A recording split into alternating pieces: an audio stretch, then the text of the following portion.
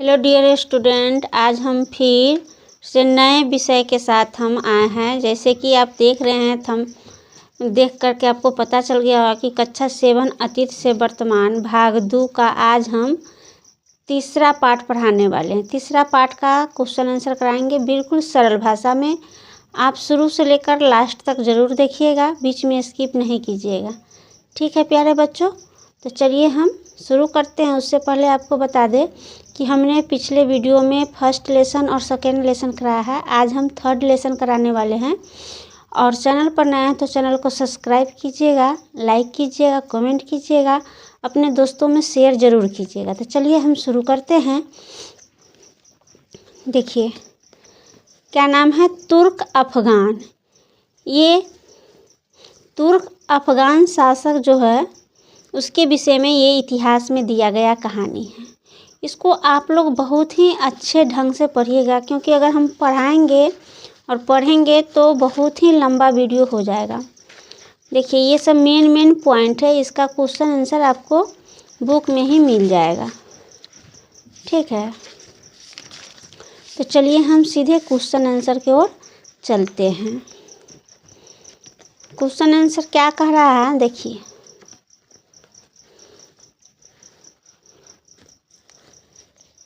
अभ्यास फिर से याद करें। दिल्ली की स्थापना किस राजवंश काल में हुई है? दिल्ली की जो स्थापना है किस राजवंश के काल में हुई है? तो देखिए हम आपको इसको उत्तर दिखाते हैं। हमने कॉपी में लिख रखा है पहले ही से। तो देखिए दिल्ली की स्थापना 950 में तोमर राजवंश के काल में हुई, लेकिन 12वीं सदी में अजमेर के शासक चौहान ने दिल्ली पर अधिकार कर लिया। फिर दूसरा क्वेश्चन है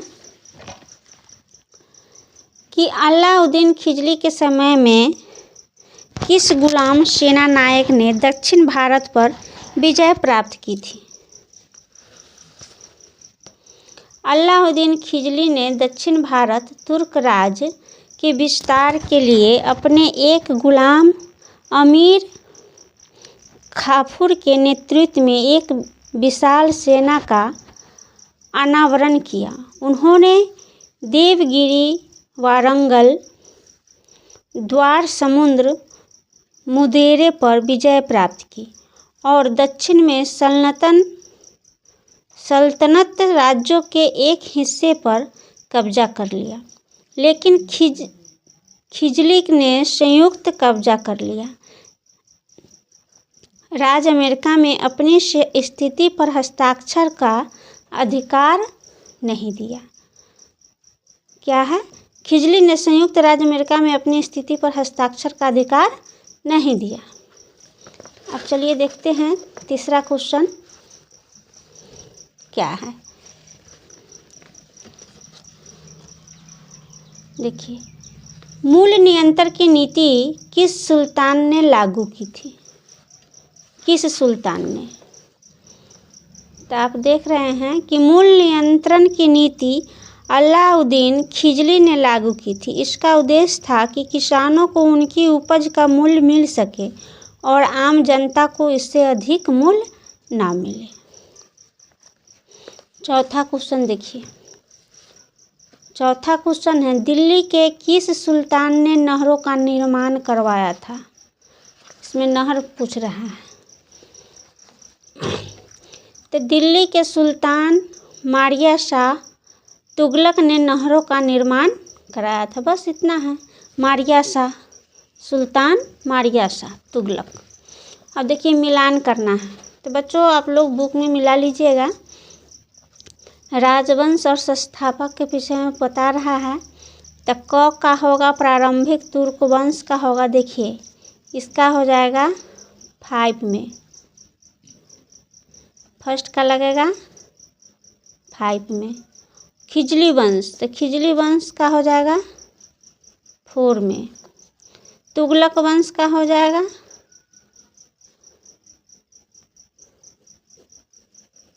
2 में। और सैयद वंश का हो जाएगा 1 में। और लोदी वंश का हो जाएगा 3 में। ठीक है, ऐसे करके मिला लीजिएगा। और यहाँ दिया है आइए समझे। तो दिल्ली सल्तनत की प्रशासनिक व्यवस्था के अंतर्गत अख्तादारी व्यवस्था पर प्रकाश डाले। ये प्रकाश डालना है, देखिए। तो दिल्ली के तुर्क शासकों ने अपने अमीरों को विभिन्न आकार के क्षेत्रों में नियुक्त किया। इन जंगलों को अख्ता कहा जाता है और अख्ता के अधिकारी मुफ्ती या वली कहे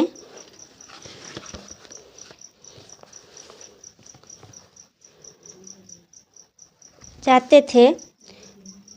उनका दायित्व था कि अपने क्षेत्र में कानून व्यवस्था को बनाए रखे। कभी कभी सुल्तान को सैनिकों की मदद के लिए नुकसान की आवश्यकता होती है। इसके लिए घुड़सवार सिपाही ड्रेपर थे। जमीन कर की चाहत भी वाली ही करते थे। वैश्विक का कुछ भाग अपने स्वयं को खाते थे और छूट प्राप्त करना चाहता था ताकि सैनिक को वेतन दिया जा सके। प्रकाश डालना है तो लंबा क्वेश्चन हो ही जाएगा।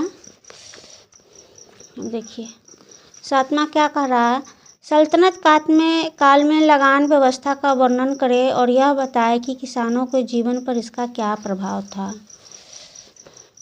तो आप देख रहे हैं 7वां नंबर है और प्रभाव डालना है। प्रभाव क्या था, तो सल्तनत काल में नियोजन व्यवस्था का अपना तरीका था। गांव के बड़े और किसान, जिनमें खुद मुकद्दम और चौधरी शामिल थे, राज्य की ओर से लगान वसूला करते थे। लगान अर्थात भूमि कर को खराज कहा जाता है। खराज की मात्रा भूमि पर उपजने वाले अनाज का हिस्सा होता था। इस सेवा के बदले अनाज सरकारी गोदाम में रखा जाता था। ये लोग छोटे किसानों को दबाते हैं। बाद में अलाउद्दीन खिलजी ग्रामीण को हटाकर लगान या खराज अधिकारियों को सौंप दिया।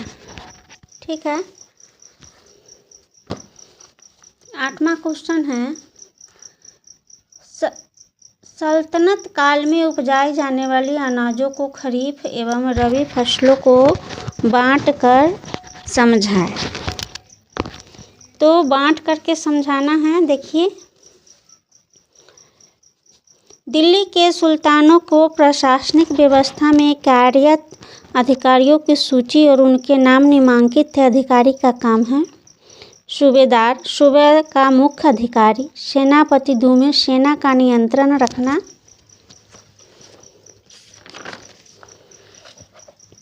वीडियो लंबा हो जाएगा, स्किप ना कीजिएगा, ना तो नहीं समझ पाइएगा। 3 में है प्रशासक, प्रशासनिक कार्य को देखना। वजीर, वित्त विभाग का प्रधान। आरिज़ मामलिक, सुल्तान की सेना का प्रधान। वकील दर, राज परिवार का देखभाल करना। काजी, न्याय करना, मुख्य न्यायाधीश। दीवान ईसा, राजकीय फरमान जारी करना। वरीद मुमालिक, गुप्त सूचना एकत्र करना। मुक्त बलिदान, इकट्ठा में शांति बनाए रखना। अमीर, वसूले गए राजस्व का हिसाब रखना। ठीक है।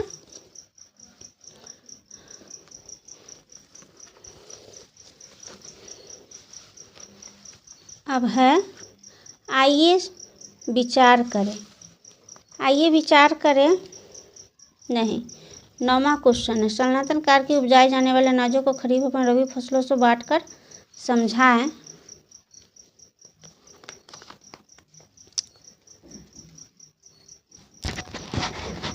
तो सल्तनत काल में उपजाए जाने वाले अनाजों की खरीफ एवं रबी फसल निम्नलिखित थे। खरीफ धान, ज्वार, बाजरा, तिल, कपास। रबी गेहूँ, जौ, उड़द, मूंग और मसूर। गन्ना और अरहर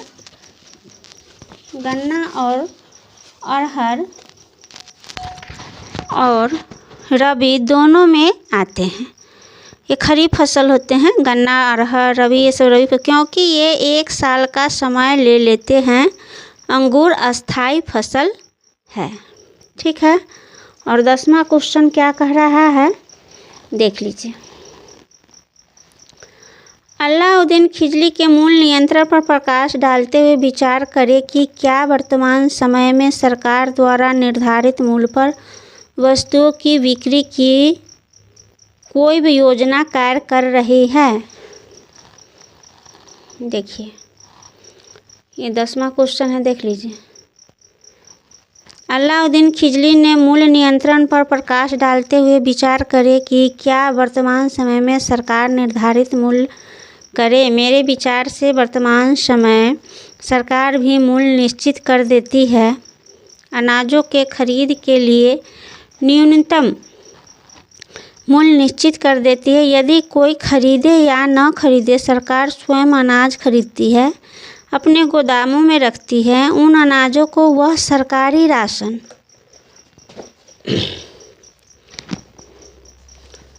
की दुकान से बिकवाती है। किरासन, पेट्रोल और डीजल का मूल्य भी सरकार ही निश्चित करती है। दवाइयों पर तो खास दाम अंकित रहता है। पशुओं का मूल्य सरकार निश्चित करती है। और 11वां क्वेश्चन का ये भी आंसर आप देख लीजिए, बुक में आप क्वेश्चन मिला लीजिएगा। ये आंसर है। सल्तनत कालीन किसानों एवं आज के किसानों में हम यह अंतर देखते हैं कि सल्तनत कालीन किसान उपज का एक निश्चित भाग अनाज का लगान में देते हैं। वहीं आज एक किसान के मजबूर किया जाता है कि अपना अनाज सरकारी दर पर व्यापारियों के हाथ बेचे। लेकिन मूल्य निश्चित होने के बावजूद आज के किसान अपनी उपज बेचने के लिए स्वतंत्र है। सल्तनत काल में सरकारी गोदामों में अनाज रखते हैं। कृषि पहले कुदाल से होती थी, अब यांत्रिक कृषि होती। देखिए अब वीडियो को बढ़िया से देखिए क्योंकि हम नहीं पढ़ पाए हैं। ठीक है, वीडियो कैसा लगा लाइक शेयर कमेंट जरूर कीजिएगा। बाबू बहुत ही मेहनत लगता है, इसलिए बच्चों चैनल पर नए हैं तो चैनल को सब्सक्राइब जरूर कर लीजिएगा। ऐसे वीडियो देखने के लिए हम बार बार आपके लिए नए टॉपिक के साथ उपस्थित होंगे। मिलते हैं नेक्स्ट वीडियो के लिए, तब तक के लिए जय हिंद बच्चों।